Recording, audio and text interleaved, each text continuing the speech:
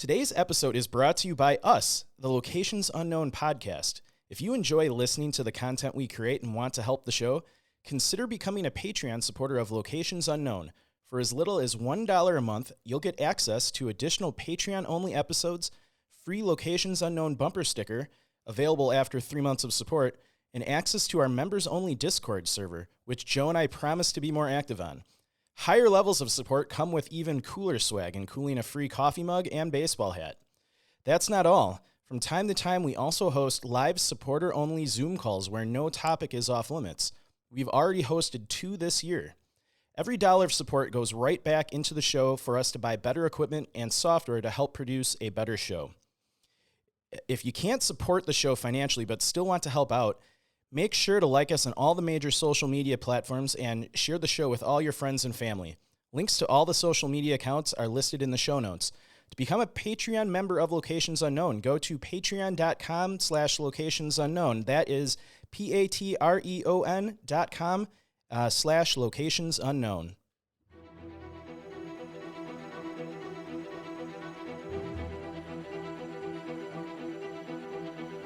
Thousands of people have mysteriously vanished in America's wilderness. Join us as we dive into the deep end of the unexplainable and try to piece together what happened. You are listening to Locations Unknown.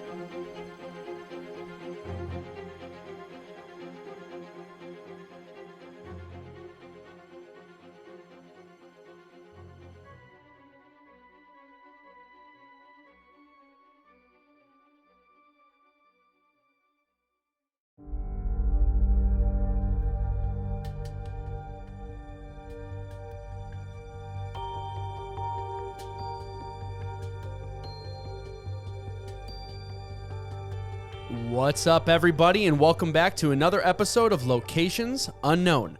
I'm your co-host, Joe Irado, and with me, as always, is a guy who can sneeze with his eyes open, Mike Vandebogart. Thank you, Joe, and thank you once again to everyone who's tuned in. We are recording on the eve of Halloween weekend, and for those of you that are only listening, I'm dressed up as Marty McFly from the second Back to the Future.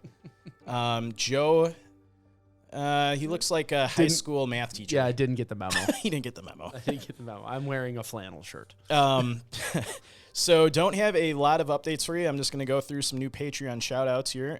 Shannon Barentes, Carissa Wheeler, Angie Sharp, Secret Crushong, and this person actually emailed me and said that was their legal name. So pretty interesting name, and Rebecca Lange. So thank you again for supporting the show. Every bit of support you guys provide goes right back into the show. Joe is actually thinking about upgrading our video equipment here in the near future. But I'm looking at cameras. They're very expensive. They are.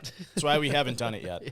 So I love that they emailed you knowing that they listened to the show and know that we read out names and just preempted the read up. Be like, hey, this is legitimately my name. Yeah. So thank you again for supporting the show. And I mentioned this last time. If Patreon's not your thing, we do have YouTube memberships now, which is kind of the same thing as Patreon, but it's on YouTube, and you kind of get all the same benefits. So check it out if you're not on Patreon but still want to help the show out. And just before we go, we still do have lots of swag, hats, and cups and stuff for sale. So that's another way you can help the show out. All right, everybody, let's gear up and get out to explore Locations Unknown.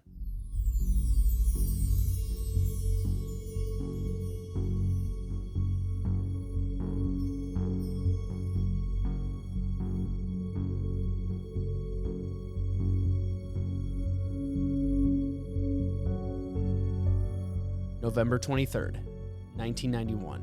A 17-year-old went elk hunting with some friends in the remote Oregon wilderness.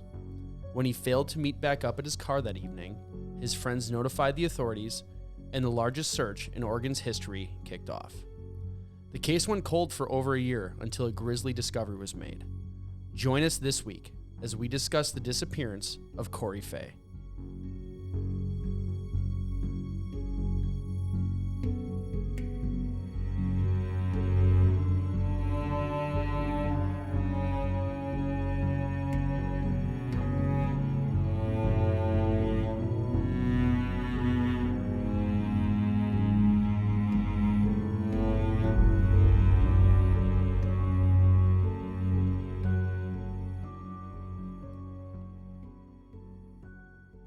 Badger Creek Wilderness, which is west of the Ty Valley, is about 29,000 acres large. Is that what you say? 29,000 acres large? I guess, The size? yeah. The size? I don't know. I didn't know how to appropriately use English. We'll go with it. Yeah. It's similar to the size of Black Canyon and Gunnison National Park in Colorado. Black Canyon of the Gunnison. Of the Gunnison It's National Park. the weirdest named national park. That's all right. It sounds cool. I'll go with it. Yeah.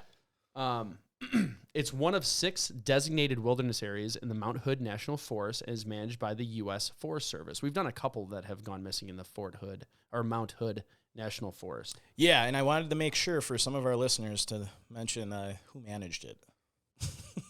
Who does? The U.S. Forest Service? Yes. Are they good at managing it? I think so. It was established in 1984. And multiple Native American tribes lived within the shadow of Mount Hood, and many of them called the mountain Wy-East. Members of the Confederated Tribes of the Grand Ronde and the Confederated Tribe of Warm Springs have traditional hunting and gathering grounds across from the forest where their ancestors collected plants and berries, caught salmon, and hunted deer and elk. Lewis and Clark spotted the mountain on October 18th, 1805, as they passed down the Columbia River.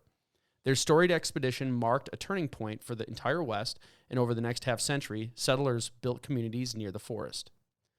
The Mount Hood National Forest, which was originally established as the Cascade Range Forest Reserve in 1893.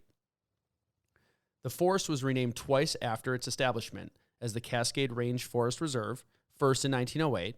It was changed to the Oregon National Forest, and then in 1924, it became the Mount Hood National Forest. So they just couldn't figure that out. They'll figure it out eventually. I'm sure it will change a few more times, maybe. Yeah. Mount Hood is a dormant or sleeping volcano with steam constantly spewing from the fumarole areas, meaning this thing can erupt at any time. Yeah, and from what I read, that some people are pretty concerned that an eruption could happen maybe in our lifetimes. That would be terrifying, but also kind of neat.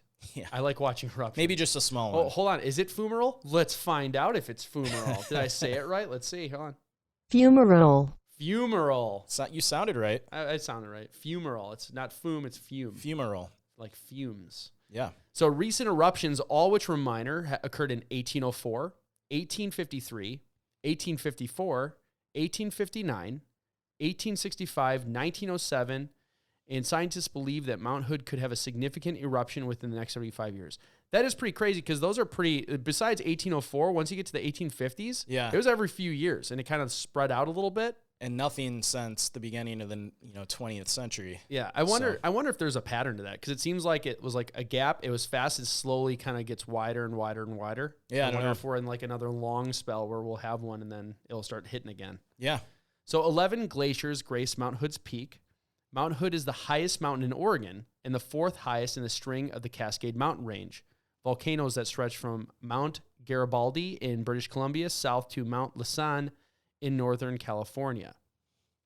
So this region experiences warm but not really hot and dry summers with no average monthly temperatures above 71.6. So I'd say it's cool most of the year. Yeah. And according to the Köppen climate classification system, that has an umlaut over it. And I know what that is. The O, is it Köppen or Köppen? Köppen maybe. Köppen? Oh, like Copenhagen? Yeah. So I know an umlaut does like a rounding of the O. That's what it's supposed to do. But I don't know how you say a round. For those not knowing what that is, it's the 2 dots. Yeah, it's like it's a Swedish thing, right? Yeah, I think so. It's like the Koppen and the O has 2 periods above it. So anyway, they said, according to that classification system, Mount Hood has a warm summer Mediterranean climate. Yeah, from what I looked at from the weather of the area, and we've talked about this area before, but it seems like a pretty pleasant place to hike a lot of the year. Yeah, it's not going to get too hot on you. It stays cooler, and then by the time you're sleeping, you're packed in, so it's not a huge deal. It doesn't see a ton of rain. Ranges from 80 inches on the western ridge to 20 inches in the dry eastern lowlands.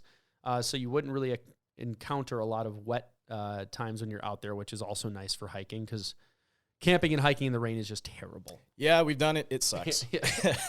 But then not having water is also terrible. So it's that one time we didn't have water and then it rained, we were kind of loving it. Yep. Because we collected rainwater. So as we said, temps range in the highs from 62 in July, low of 45, to highs of 32 and a low of 22 in December. And December was the coldest month. You'll know from this story they do get Oh, so it's like not January, February? Yeah. I feel like, for us, like in Midwest, it's like January, February is like bitter, Worst. dry, cold. It's just terrible. Cold and windy. Yeah, everything's terrible. They can get some decent snowfall, though, as we learned from this story that may have factored into his disappearance. Okay. All right. Don't get ahead. I won't. So elevation ranges from 2,100 feet to 6,500 feet at the highest peak, which is Lookout Mountain. And that is, the full amount is 6,525. I don't want to leave out that 25 extra feet. 3 creeks, Badger, Little Badger, and Ty drain into Badger Creek Wilderness, where slope inclines range from 30 to 70 degrees. Rocks made smooth by glacial activity characterize the upper reaches of Badger Creek, and mountain hemlock dominate all 3 streams. So some of the animals in the area, you have snowshoe hares, beavers, flying squirrels, coyotes, different types of fox, black bears, mountain lions, bobcats, elk, and mule deer. So no grizzlies. No grizzlies. No grizzlies. Nobody yell at us.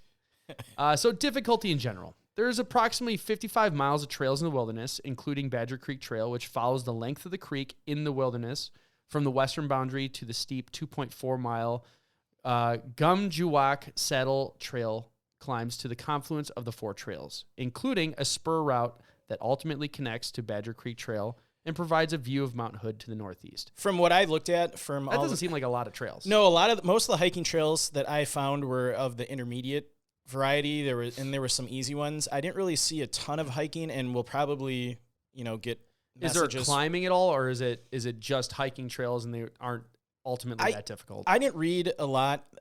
Nothing popped up as, like sometimes when you research a park like Yosemite, climbing is a major theme of what you can do. I didn't get that sense. I'm sure there's probably areas where you can climb. Sure. But it doesn't sound like that's the main focus of this. Yeah, it's not a major destination for it. Yeah, I mean, probably closer to Mount Hood. Okay. No, that makes sense. But yeah, anyone listening, in the comments, if you've hiked this area, let us know what you think of it. Become our local expert. Yeah. We need more of those. Yes. We'll still get yelled at, but it'll be fun to get yelled at less. So let's talk about Corey Fay. Corey Fay went missing on November 23rd, 1991 at approximately 6:30 p.m. He was 17 years old, and the clothing he was last seen in... This is more of like gear he had. The what? This was more of like the gear he had. Oh, okay. I couldn't get a description of what he was wearing. Sure. I saw a picture of him. He looked like like your typical healthy, young, fit 17-year-old guy. No medical conditions that I could research.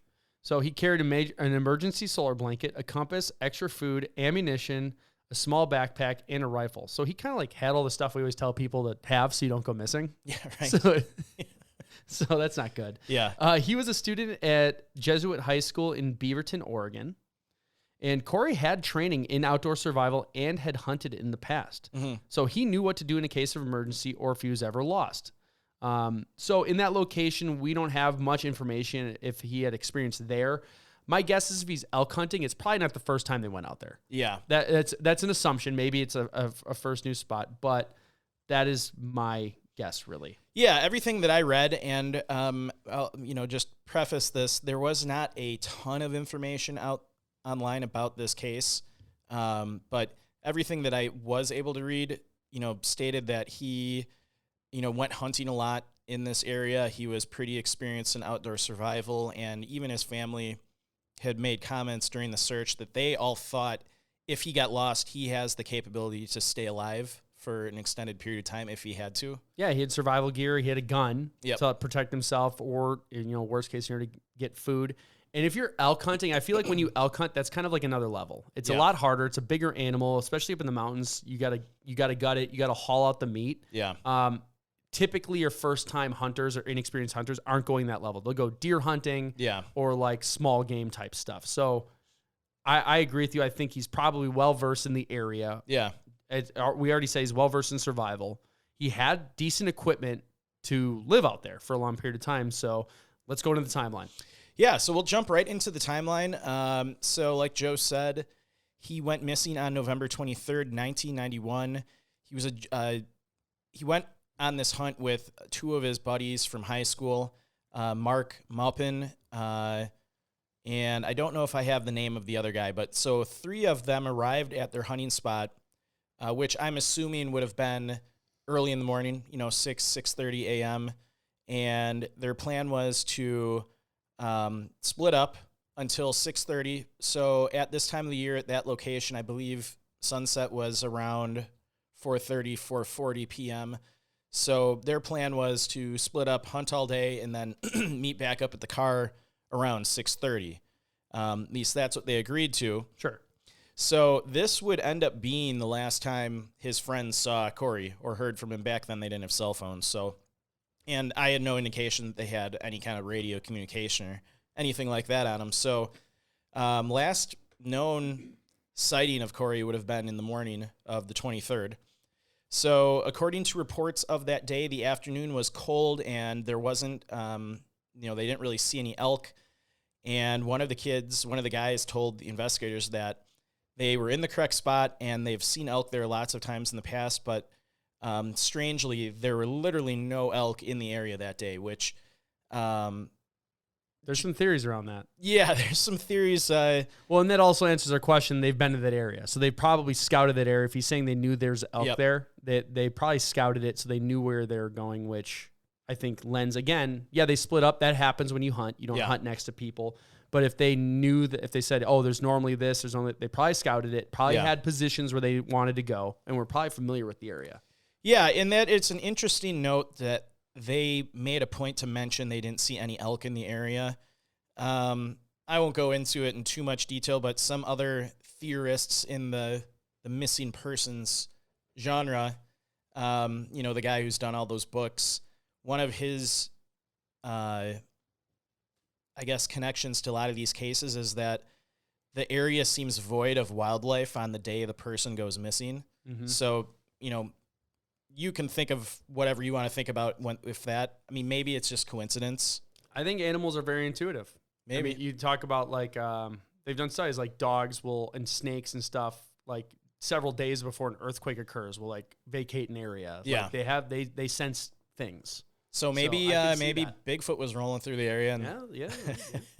So all right, it's still the 23rd, and now it's 6:30 p.m. The guys got back to their car, and Corey wasn't there. So he never arrived. There was no evidence that he showed up. So the 2 other guys contacted the sheriff department. So 6:30 p.m., the Wasco County Sheriff's Office became the lead agency in the search for Corey. The SAR mission included helicopters with special search capabilities. It looked like they had people on horseback. They also, the news article I read pointed this out, so it must have been a big deal, that they had 7 of the best trained search dogs in the world from the Rocky Mountain Search and Rescue team from Salt Lake City. So they had everything in their favor. Yeah. So that's kind of cool. A total of 250 searchers scoured 12 square miles for about 10 days and didn't find a single trace of Corey. One of the searchers, Bruce Heckelman, he was a local spokesman for the American Search Dogs, said the following: "It is now considered the most expensive search and rescue effort in Oregon. This was the most massive search conducted in Oregon with more than $500,000 spent. It's really frustrating because you'd think you'd find some clues, but so far no one has." So yeah, if he's carrying, when you're carrying a rifle out there, it's heavy. He's got ammunition, stuff like that. So if he fell or whatever, you'd think you'd find that. You think you'd find something that he had. And I've always thought about this when I've gone hunting. If I got lost, I may periodically fire a shot into the sky to create noise. You got the rule of 3s, right? Yeah. It's 3 shots and then wait 3. That's like when you're lost. That's the thing. It's like 3s. If you do 3s and then alternate, it's like boom, boom, boom, pause, boom, boom, boom, and very rhythmically. And that's what you're supposed, if you have the ammunition to do that. Yeah, you'd obviously want to conserve your ammo, but that's something I've always thought about if I ever got lost in northern Wisconsin. And one of the ways you could try and get found is by just firing your gun off into the air. So the official search was terminated on December 1st, But from what I read, a lot of volunteers and family members kept searching for weeks, and they actually got the good graces of the sheriff. From what I read, the sheriff's department required the searchers to be certified in search and rescue, but they could continue to do it on their own without, sheriff's officers being out there with them. So yeah, it's kind of a weird thing because all you could be like, we're not searching, we're just going hiking. Yeah. So the Wasco County Sheriff's Office at the time was so perplexed by this disappearance and the lack of evidence that they actually called in the FBI for assistance in kind of helping them determine what happened here. I didn't find any other evidence explaining, did the FBI actually show up? Did they play a role in the search or the analysis of, any, evidence they found? Just making an assumption. I don't know this, but I'm guessing because you didn't find something, they probably didn't get involved. Because what is it? Typically it's because he was a minor, but it would have to be like a kidnapping case. Yeah, I don't want to speak and get it wrong, but I'll just say that typically, in most cases, the FBI does not get involved in, just someone went off into the woods and went missing. Yeah. It's more of abduction cases. Or linked to a possible serial killer. Or yeah, things like that. Stuff like that. Well, it just makes me think because there's other cases that are similar to this where they just show up. Yeah. And you wonder, it's like, okay, what were they working in the area that Hunter matches? out east. Exactly. Yeah. So like, okay, he disappeared there and they just showed up without being called. Yeah. Were they working some sort of case that wasn't public knowledge that disappearance fit the description of? And then for whatever reason, this case, all right, maybe there's no serial killers in the area that they're actively tracking. Yeah. So it's just interesting, who knows, maybe the sheriff does this on all their, cases where they don't have, anything to go on. Just maybe they just call them for advice. Who knows? Yeah. So the case went cold for almost a full year until September of 1992. Two hunters were hunting a ridge 10 miles from the point where Corey was last seen when they found his backpack and rifle. Another searcher found Corey's jacket more than a mile away from his other belongings. Other items found included his hunting license, compass, and other clothing belonging to him. I have some questions written out at the end of this kind of that are puzzling. And one of the things they never found were his boots. And this is not the first case we've talked about where the boots aren't found. I believe the Charles McCullough case, when you had your famous 4-minute segment on the History Channel. Oh, yeah. I don't think they found the boots in that case either. No, that was the one. I thought that was the one where it looked like he melted into his boots. Oh, maybe. And they found like parts of bone in the boot. Oh, yeah. But nothing else. That was what was weird about it. But we've done other cases where certain items are found, but the boots are never found. And boots, unless you've never gone hiking, boots are heavy, clunky. They're not, if you just like tore them off and threw them onto the ground. Sure. Unless you like threw them into a river or a stream, I just can't picture boots just disappearing, Yep. It's not like an animal's going to come and eat them. Yeah. So that's just interesting. And I wonder if they're leather, if the animals will chew on the leather, but they won't consume it all the way. But you'd still find like the rubber sole. I mean, it's only been November to September. That's not that long of a time period. But we'll get into some of the weird questions I have on this case at the end. So the hunters notified the authorities that they found all this stuff. And so a little more detail on kind of where his items were found. His items were located in an elevation of 6,500 feet and 10 miles from where he was last seen. So another kind of, so that's not to say he didn't hike up, the side of the mountain 10 miles away from where their car was, but it's just a little unusual when you hear the conditions he would have had to hike in. Sure. So a quarter mile from his backpack, searchers found small bone fragments and one tooth. This would turn out to be the only evidence of Corey's actual remains that they would find. They never found a skull, bigger bones like a femur or, hip bones or ribs or anything, and one tooth. Not all the teeth, one tooth, which amazingly was enough for the coroner's office to actually identify using dental records. But I'm just kind of, I guess I understand maybe not finding all the other teeth if, predators, like we said, there's bobcats in the area and cougars and black bears. Yeah, I was just looking up the timeline for body decomposition. Yeah. And they're saying it can be 3 weeks to several years, obviously based on climate. But they're saying in tropical climates, skeletonization, so like where everything is just down to skeleton, can occur in weeks. But tundra areas where it's colder can take several years. Yeah. So like there should have been potentially like, obviously the bones will be there, but like even potentially some like skin remnant and things like that. Like that should have been mummified. Yeah, almost. Dried out. Yeah, with not to get too grizzly. Yeah, but I'm just saying like with the cooler temperatures, it never gets hot. Yeah. When winter hits, it's going to almost, embalm them naturally. The only thing I can think of is maybe one of the cats dragged the remains off into an area that wasn't searched. Okay. I mean, that's possible. Yep. I mean, and that's why maybe you're finding it scattered. Yeah. Type of thing. And maybe they just, unfortunately, that was the only 2 pieces of, remains they found. Yeah. But either way, it's just kind of interesting. I think did we ever do the episode on the kid where his dad only found a tooth in his skull cap?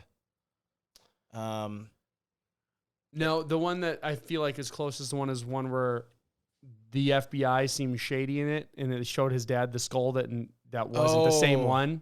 I think that's the one you might be thinking of. Remember, he said that's not the one that we found in the ground, and it looked like somebody had swapped it out for whatever reason.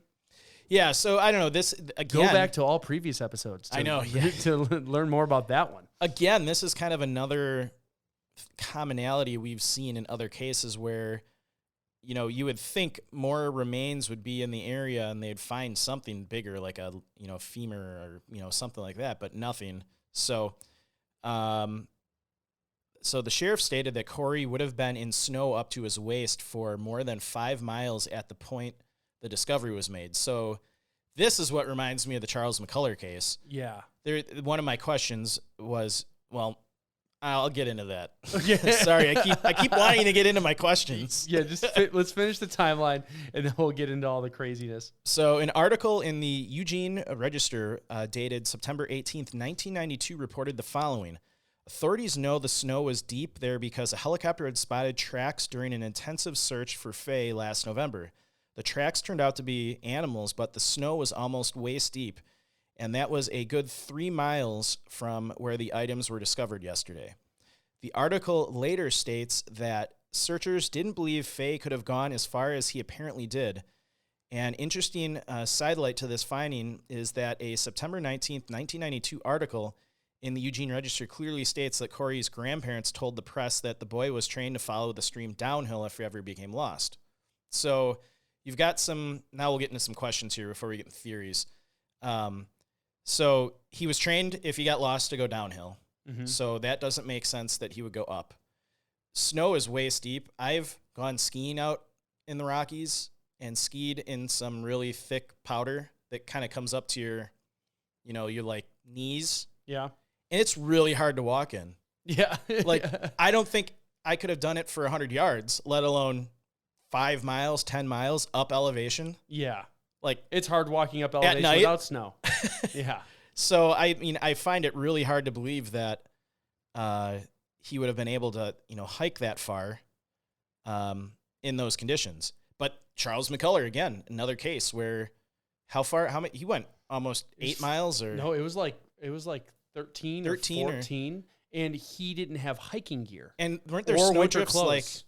Yeah, some of the snow drifts were up to 20 feet. 20 feet, yeah. So, and he was like in normal clothes. Like he wasn't even prepared to be outside. Yeah. So, all right, we're going to get into, here's some just questions I had about this case and observations, and you can comment on them, Joe. I'm sure I will. So the first one was Corey was found 3,000 feet higher in elevation than where he was last seen and 10 miles from the point he should have been hunting. Could he have covered that distance and elevation in less than a day in waist deep snow? I say no. I don't know how you I would say 95% of the population couldn't. Yeah. Unless he was some super athlete. But even then, like, why? The question is why? You leave your gear and you're going uphill through snow. Like, what would cause someone to do that? I mean, hypothermia, potentially. But even then, you'd feel like, so if he had paradoxical undressing. Yeah. I feel like this is an assumption now, and I'll look it up, but I feel like animals when they're wounded, people, anything, when they go to ground, typically they go downhill. Yeah. Like gravity pulls you. You're trying to do things easier, not harder. Mm-hmm. So if you're kind of out of your head, are you going to really go up in a harder direction, or are you going to stumble your way down where gravity is taking you already? Yeah. And even then, if he's doing that stuff and kicking away his clothing items, where are they? Yeah. So another observation I had was they never did find Corey's pants, boots, or socks. So it was Charles McCullough. His boots were never found because a ranger. You're right. It was his sock. Yeah. They found his socks with toe bones and stuff in it. That's what it was. I think so. Right. The connection here for the Charles McCullough case was they never found his boots, and a ranger in that case had stated that he always finds boots when he recovers remains from people. So, he goes, boots are really heavy. They don't disappear. They don't disintegrate quickly. I mean, over 100 years they would, but not a year. Sure. So it's very strange that, his pants were never found, which, maybe animals would shred up, if he was wearing like jeans or something, animals would probably shred that up and use it for nesting over the course of a year. Yeah, I think but over a year, I still feel like you'd be able to tell they were jeans. You know what I mean? They might be ripped up and chewed up, but you'd still be able to tell. Like I've been hiking where I see people's like t-shirts in the woods. Yeah, and like pretty tattered. Yeah. Or like but find they're still stuff. there. Yeah, they're still plants there. are growing through them, and yeah, like you can tell they've been there for a while. Yeah. Yeah, that's unusual. We already talked about this one a little bit, but how the discovery of only bone fragments and one tooth, there was no, skull, ribs, any of the bigger bones.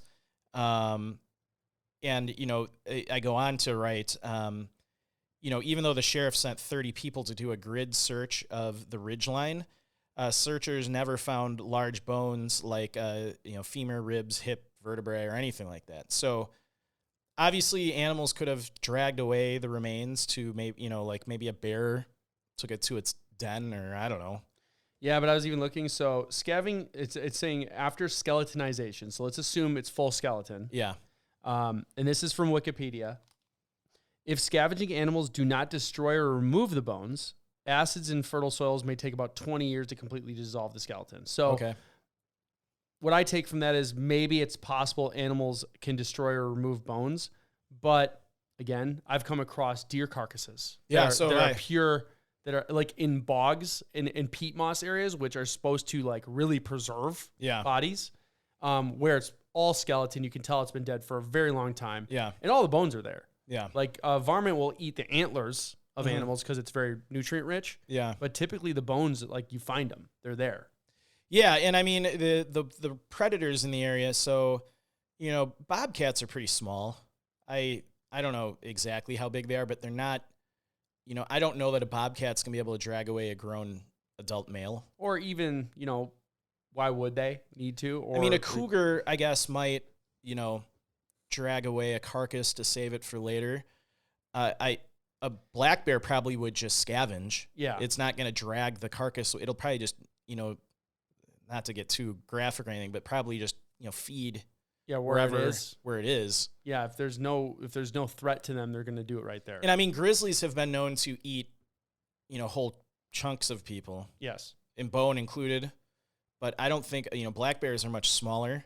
Now, I'm making the assumption that these are the black bears like we have in Wisconsin, not the kind of black bears where they're at the size of grizzlies. You know what I'm talking about? Yeah, so like you get out to that area and they're a little bit hardier and bigger because they have to be. Yeah. Versus here, it's, we don't have very remote areas in Wisconsin. Yeah, I'm just making an assumption, listeners, on what black bear means. So Joe can look it up here. I'm gonna jump into some theories that family and media had, and then we can, discuss what we think happened. So Kim Fay, Corey's mother, said that she and her family believe that he died of hypothermia after becoming disorientated and, started walking uphill in the snow area. Disoriented, yeah. Oops. I was doing so good.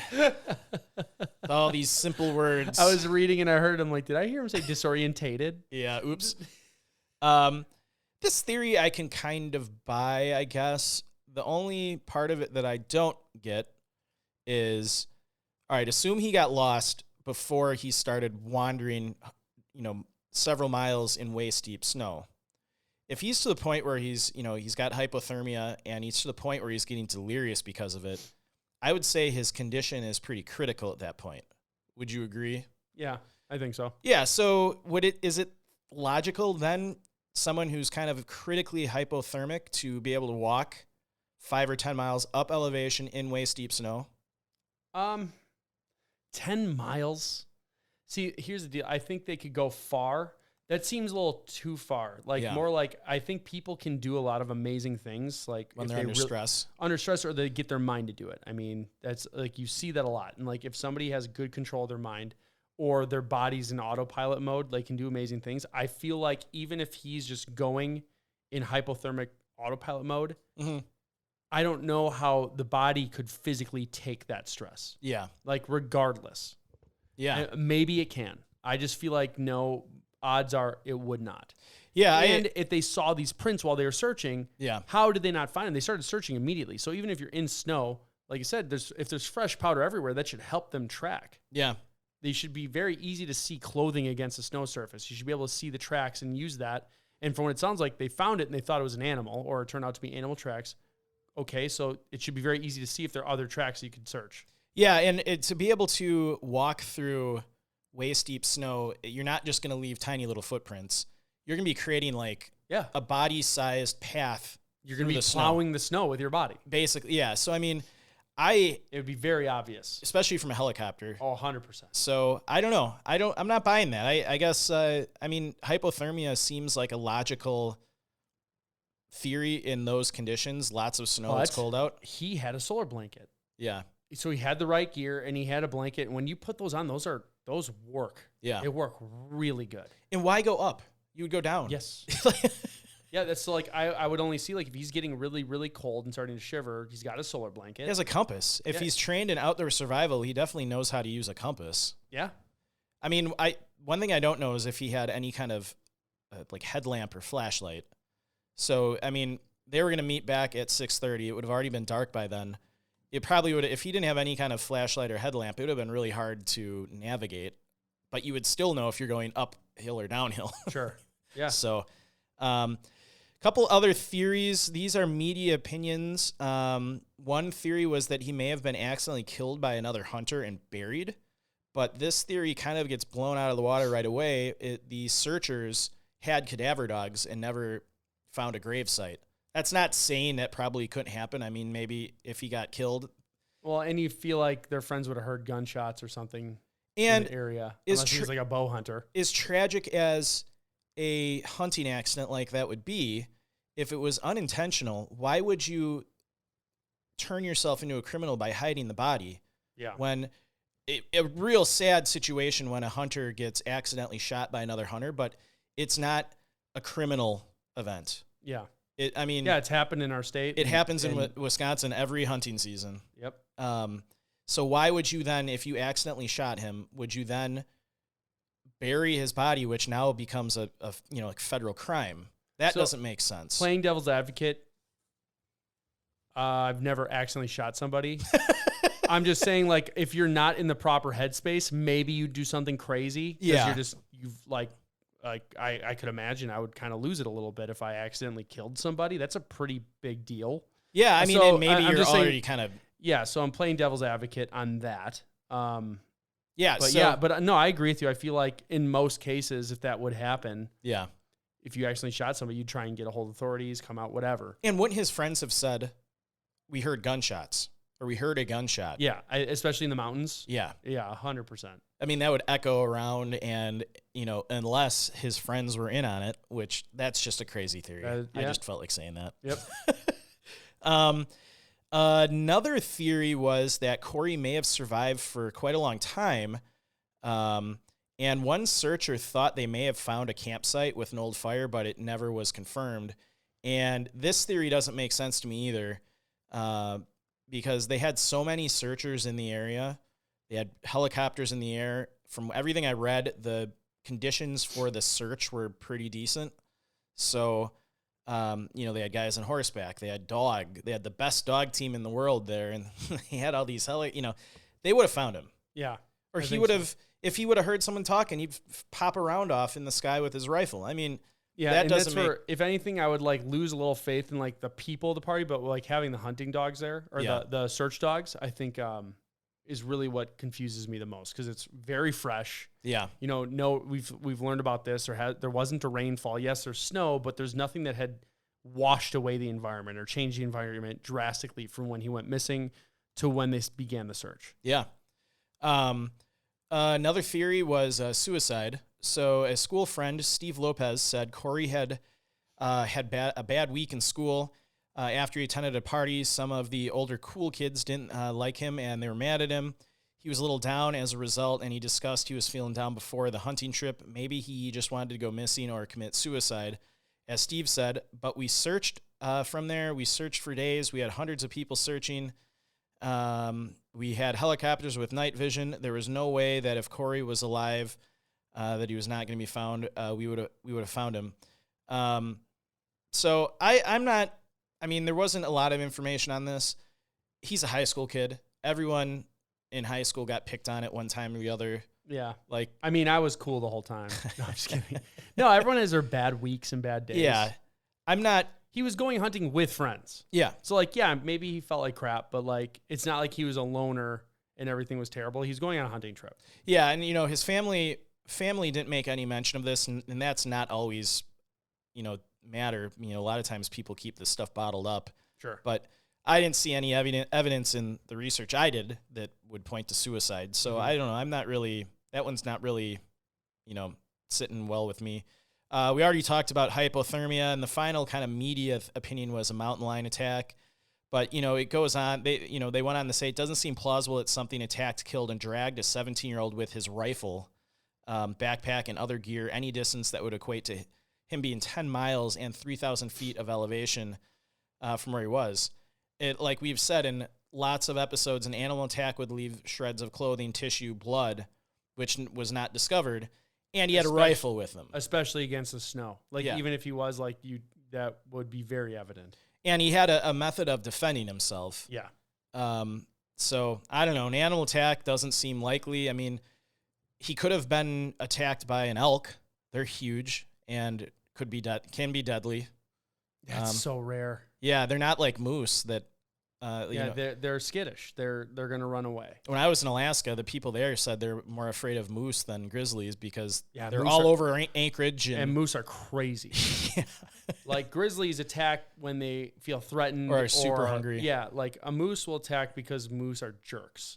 A friend of ours, especially in the rut, if they're in that season, they're very dangerous. A male moose is extremely dangerous then. Yeah, and I guess they have really bad eyesight. A friend of ours that went to college with us that lives up in Alaska, him and his buddies were they do a rafting trip every year, and they were out in the middle of nowhere, and this male bull moose was walking by, and one of the guys, had a couple drinks in him, took 2 oars and put him on his head like antlers. And the moose thought he was another moose, and it was during rutting season, so it started to walk towards him, an idiot, grunting and snorting. So this is just one story, but I've heard from people they have terrible eyesight and are pretty dumb. Yeah, when we go up in Boundary Waters, I've heard a couple stories they'll get up on a train track, an oncoming train, and line up and charge it. They get obliterated, obviously, but they're just, it's kind of like... Didn't you have one swim after you while you were kayaking? Yes. Yeah. That was with Jack Berg, the Bergs. So Jack and Sam had their father-son trip, and then they invited me, which is hilarious because I'm not related to them. But we were in a boat, and we were coming around a bend to do a portage, and they graze underwater. They eat seaweed and stuff. So it must have been underwater. We didn't see it. So we get off the boat. I jump on land, and Jack paddled maybe 10 feet offshore, not a big deal. Yeah. But this thing comes up out of the water across probably 50 to 75 yards across this lake, but it's this circle area. Yeah. And it just started charging on the land around the thing. It was taking trees out. And I ran and I jumped from the beach into the boat. And I don't know how far. It may have been only 5 or 6 feet, but I had a backpack on and I cleared it. Pure adrenaline, landed the boat and I was rowing. It's probably a foot. Oh, no, I remember because Jack even said like it was far away and somehow I made it in the boat like faster than he's ever seen anyone make it in the boat. And we were just rowing. And Sam and his dad were watching from far away, and it was just like wide eyes, like, oh my God. Like it was just ripping trees out of the ground with its antlers. It was the scariest thing. We've come across grizzlies and black bears. Like that was the most scared I've ever been in the wilderness. 100%. And it swam after you. Yeah. They're relentless. Like they're like the Terminator of the animal world. Yeah. So those are kind of all the theories that the family media had. Joe, what do you think happened? I don't know. This one's puzzling. Like, this is one of those ones where there isn't really a clear anything. So like I think it's clear it was an animal. I think the animal attack is too messy. Mm-hmm. And with snow, it's super easy to track. Yeah. Like if that happened, that would totally be seen from very far away. Yeah. I don't think it was an animal. With the clothes spread out, it was a year later. That's what stinks. Like with the gear spread out, it could have been moved by animals. Mm-hmm. But even then, if you're finding all this stuff, you have a general area of where the body should be. Yeah. And they didn't find anything else other than a tooth. What was the other stuff? Bone fragments. Yeah, a couple bone fragments and a tooth. And were they positive the bone fragments were human? I didn't read anything that they identified the bone fragments as his, but the tooth was definitely identified as his. Yeah, this is where like pictures, like fragment could mean so many things. Mm-hmm. Like if it's a piece of very identifiable fragment of human bone, sure. Yeah. But if it's just fragments of bone, like I find fragments of bone all the time when I'm hiking. Yeah. Like just dead animals. Like you find little bone, like, oh yeah, that's clearly a bone, but you've no idea what animal it's from. Yeah. So I don't know. I mean, the hypothermia thing and maybe like paradoxical undressing, wandering makes sense-ish. Mm-hmm. But then again, where's the rest of him? Where's the other stuff that's not found? Yeah, all the thing that's not found. Yeah. Yeah, either it's like perfect storm, all the searches, everything, like they're just passing him up or something, or you get start going paranormal mode. Like, did he see something and it made him walk up the mountain? Yeah, freak out, start going uphill for whatever reason. Him. Yeah, like what is it? What could it be? Yeah. No, it's puzzling. If they had not found any of his gear, I would say maybe he left the search area. But we know he was in the search area because they found a bunch of his stuff. Yeah. And they found a tooth and maybe bone fragments from him. So was he on the tail of an elk going up the mountain before something happened? Like he was but then left his gun? Yeah, see, that doesn't make sense. Like, yeah, why are you tracking uphill without your stuff? Like, because what it sounds like is they found the backpack and the gun together. Yeah.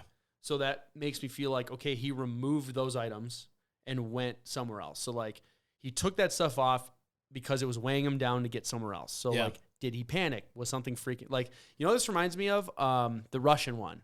Dyatlov Pass? Dyatlov Pass. Like, they talk about, like, for whatever reason, these people left the safety of their tents, they left the safety of their gear, everything else, and started going somewhere else for whatever reason. Yeah. And they ended up in all these weird, crazy places, and who knows why. So did he experience something that freaked him out enough where he was not thinking logically?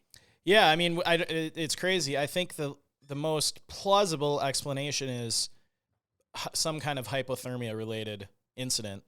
I agree with that. It still doesn't make sense. Like, it's I agree with that being like that's the most plausible non-supernatural, non-Bigfoot or aliens, or exactly. rock people, or getting absorbed into the mountain or whatever. So I don't know. This one is a real puzzling one, and it's an older case, and nothing has been found since. What's your crazy supernatural paranormal thing? Boy, no judgment zone. So like, just get creative. I'm going to have to go with like a Bigfoot or Sasquatch, some ginormous creature. Scared him and carried him away or something? Or yeah, scared him or knocked him out or killed him and then was dragging him around. And so is it not amongst the Bigfoot people, the upper northwest is like a hot spot? I'm sure there's lots of hot spots. Yeah, I would have to. I feel like Oregon and Washington State are like big Bigfoot hotspots. They're definitely big hotspots for missing persons cases. Yeah. And I mean, that's probably just coincidental that they have all these amazing mountains and places to hike. Yeah, I don't know. That, the paranormal route, which we always like to try to find a logical theory, but I mean, I guess the only other possible theory is maybe some kind of foul play. He came across some crazy person out in the woods. Yeah. But again, they didn't find any evidence of that during the 10-day search. So, and like we said, they searched the area He's a where fit 17-year-old boy. Yeah, He's going to put up a fight. and he had a gun. Yeah. Yeah.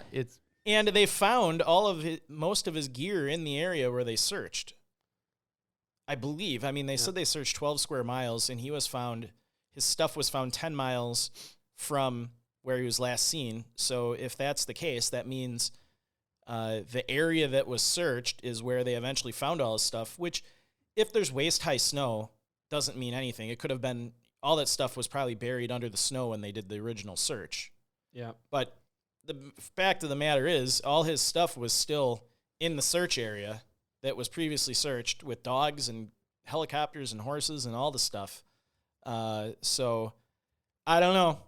It's almost like he got plucked off the mountain, before the search, and then when it was done, he got dropped back down. That's what it seems like.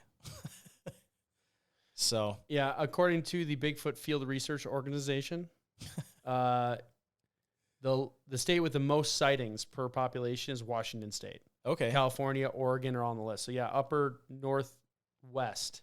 Well, is where the most sightings are. If paranormal is your cup of tea, I think this one might, be a case for you. I would say either abduction or Bigfoot if we're going paranormal. I'm with you. I'm with you on the plausible is hypothermia. I'm going to stick with plausible, either hypothermia or foul play. Yeah. I would love to get like a search dog expert on to talk about because there's got to be a failure rate amongst these. Even if they're the best in the world, nothing's perfect. So is it possible that even with the manpower and the dogs, it's possible that the body gets overlooked? I'm guessing with that much snow. Yeah, and what happened was, maybe he had an accident or something. So he put his stuff down, went somewhere else, had an accident. Yeah. And then the things that were found scattered were quite literally varmint and animals, going after the body and stuff over a year. Yeah. So then they found it scattered out. I mean, that's a very reasonable explanation. I mean, maybe that's why they didn't find his pants or boots. Maybe something happened where he started getting hypothermia, started taking some things off, like his backpack, his coat, things like that.